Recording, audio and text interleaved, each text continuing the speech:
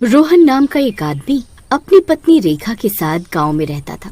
उनकी अभी कुछ दिन पहले ही शादी हुई थी। फिर एक दिन रोहन की नौकरी शहर में लग जाती है, तो वो अपनी पत्नी के साथ शहर आ जाता है।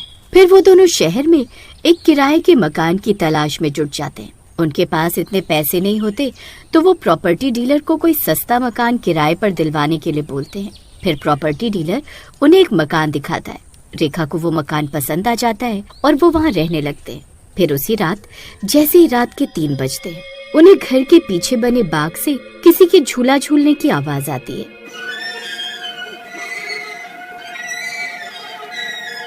अजी, ये इतनी रात गए झूला कौन झूल रहा है? क्या आपको भी आवाज आ रही है? हाँ, आवाज तो मुझे भी आ रही है। कोई पागल ही होगा जो इतने रात गए झूला झूल रहा है। छोड़ो, हमें क्या, सो जाओ।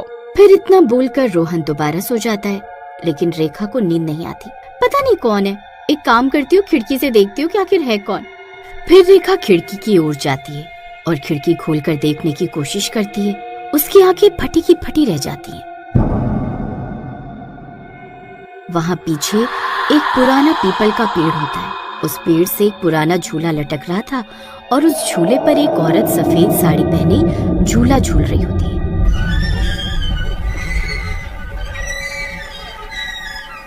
उसके लंबे लंबे बाल होते हैं, जिस वजह से रेखा उसकी शक्ल नहीं देख पाती।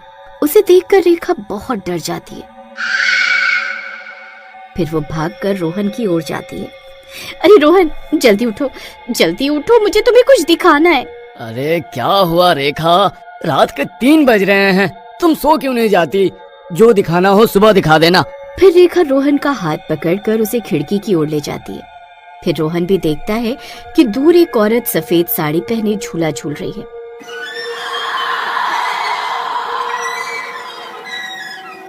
रोहन की नजर सीधा उनके पैरों पर पड़ती है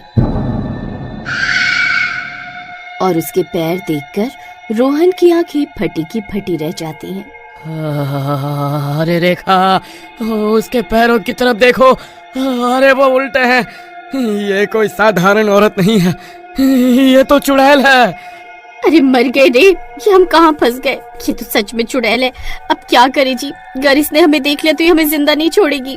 फिर रोहन जल्दी से खिड़की बंद कर देता है और वो दोनों भागकर अपने कमरे के अंदर जाते हैं और कमरा बंद कर लेते हैं। अजी, मैं इस घर में नहीं रहूंगी, चलो हम यहाँ से चलते हैं। अरे इतनी रात गए, हम कहाँ जाएंगे? हम तो इस शहर में किसी को जानते भी नहीं हैं। तुम डरो नहीं, कुछ नहीं होगा। किसी तरह आज की रात निकालो। मैं कल सुबह होते ही उस डीलर से फोन पर बात करता हूँ। फिर रात भर उन्हें झूला झूलने की आवाज आती रहती है।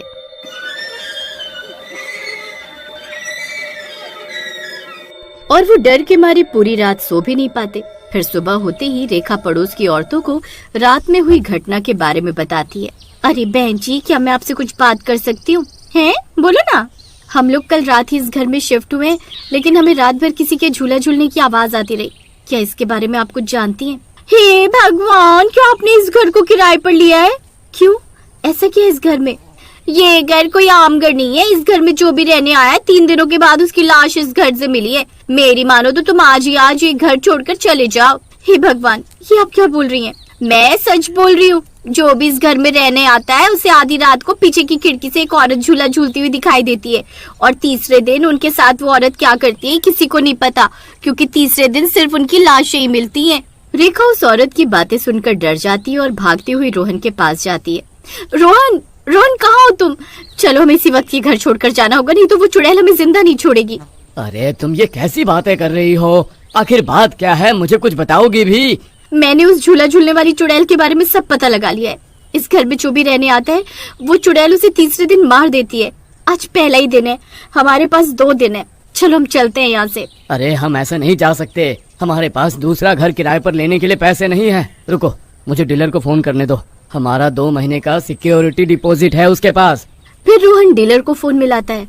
प्रॉपर्टी डीलर उसे कहता है कि वो किसी काम से 1 हफ्ते के लिए बाहर गया हुआ है। जब आएगा तो बैठकर बातें करेंगे। हे भगवान, हमारे पास 1 हफ्ते का समय नहीं है जी, आप कुछ और सोचिए। रेखा, हो सकता है वो औरत तुम्हें डरा रही हो। बेवकूफों वाली बात मत करो जी। क्या आपने कल रात अपनी आंखों से उस चुड़ैल के उल्टे पैर नहीं देखे थे? जब सब कुछ आपने अपनी आंखों से देखा है, फिर भी आप इसे नकार रहे हैं। हाँ, तुम्हारी बात ठीक है, लेकिन अभी हम ये घर छोड़कर नहीं जा सकते। फिर दोनों में पूरा दिन बहस चलती रहती है और देखते ही देखते रात हो जाती है। अजी बाहर तो अंधेरा हो गया जी, अब क्या होगा? कहीं ये हमारी जिंदगी की आखिरी रात तो नहीं। फिर रात होते ही फिर से उन्हें झूला झूलने की आवाज आने लगती है।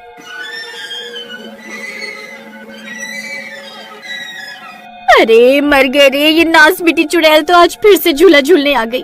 अब क्या करे? कहीं हमारे घर के अंदर तो नहीं आ जाएगी? रेखा, क्या पता आज चुड़ैल ना आई हो, ये झूला सिर्फ हवा से हिल रहा हो। फिर वो दोनों सोचते हैं कि चुपके से खिड़की से झांक कर देखेंगे कि आज झूले पर कोई है या नहीं। फिर वो दोनों दबे पैर खिड़की के पास जाते हैं तो उन्हें वहाँ आज कोई भी चुड़ैल दिखाई नहीं देती, सिर्फ झूला हिल रहा होता है। देखा रेखा, वहाँ कोई भी नहीं है। मैं कह रहा था ना, डरने की कोई बात नहीं है। तो फिर वो झूला अपने आप क्यों हिल रहा है? अरे देखो ना, कितनी तेज हवा चल रही है, हो सकता है इसी वजह से हिल रहा होगा। चलो अब सोने चलते हैं। फिर वो दोनों सोने चले जाते हैं और इसी तरह दूसरा दिन भी बीत जाता है।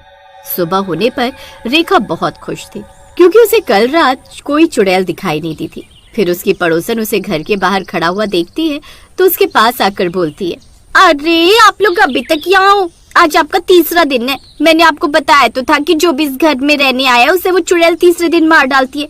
बड़े अजीब लोग हैं, इन्हें अपनी जान की फिक्र ही नहीं है। फिर इतना बोलकर वो औरत वहाँ से चली जाती है। उसकी बातें सुनकर रेखा फिर से घबरा जाती है और रोहन को जाकर तीसरे दिन मारे जाने की बात बताती है।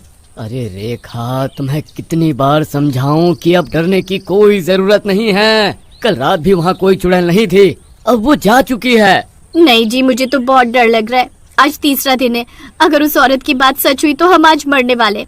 अजी मेरे पास एक रास्ता है, चलो वो झूला जिस डाली पर टंगा हुआ है हम वो पेड़ की डाली काट देते हैं। लेकिन ये बहुत खतरनाक हो सकता है, कहीं चुड़ैल और गुस्से में ना आ जाए। हमारे पास और कोई रास्ता नहीं है, हमें ये करना ही होगा, जो होगा देखा जाएगा। फिर वो दोनों एक आरी से उस पेड़ की डाली को काट देते हैं। झूला नीचे जमीन पर गिर जाता है। फिर वो दोनों भागकर अपने घर के अंदर चले जाते हैं। फिर रात होने पर रेखा चुपके से खिड़की खोलकर देखती है तो उसे वहाँ कोई दिखाई नहीं देता। शुक्र है भगवान का, इस बला से जान छूटी। फिर वो दोनों सो जाते हैं। फिर आधी रात होते ही उन्हें झूला झूलने की आवाज आती है।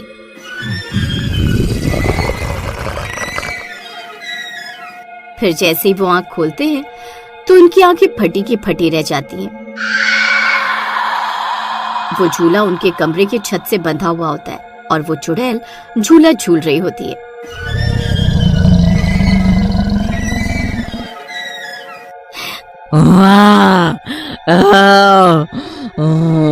मैं किसी को जिंदा नहीं छोड़ूंगी। अरे मर गए रे, ये कमबख्त चुड़ैल तो घर के अंदर ही आ गई। अब क्या करे जी? आप इससे पूछो ना, आखिर ये हमसे चाहती क्या है? मैंने तो पहले ही कहा था इसका झूला मत तोड़ो। मैंने सुना है कि ऐसी चुड़ैलों को शांति तभी मिलती है जब कोई उनसे बात करके उनका अधूरा काम पूरा कर दे। अगर हम उससे बात कर पाए और जान पाए कि वो क्या चाहती है तो शायद वो हमें छोड़ दे। पागल हो गई हो क्या? चुड़ैल से बात करोगी? वो हमें देखते ही मार डालेगी। डर कर बैठने से तो मौत पक्की है, कोशिश करेंगे तो शायद बच भी जाए। तुम कौन हो? हमें क्यों डराती हो? अचानक झूला अपने आप रुक जाता है। मैं किसी को मारना नहीं चाहती, मेरा नाम सावित्री है। ये घर मेरा था। शादी के बाद मेरे पति ने मुझे इसी पेड़ पर फांसी दे दी थी। मेरी आत्मा इस झूले से बंध गई है। मैं बस चाहती हूँ कि कोई मेरी अस्थियां गंगा में बहा दे ताकि मुझे मोक्ष मिल सके।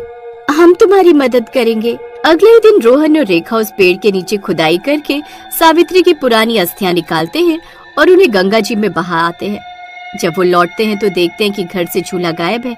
घर में पहली बार सुकून और शांति महसूस होती है। रात को उन्हें कोई आवाज नहीं आती। रोहन भी चैन की सांस लेता है।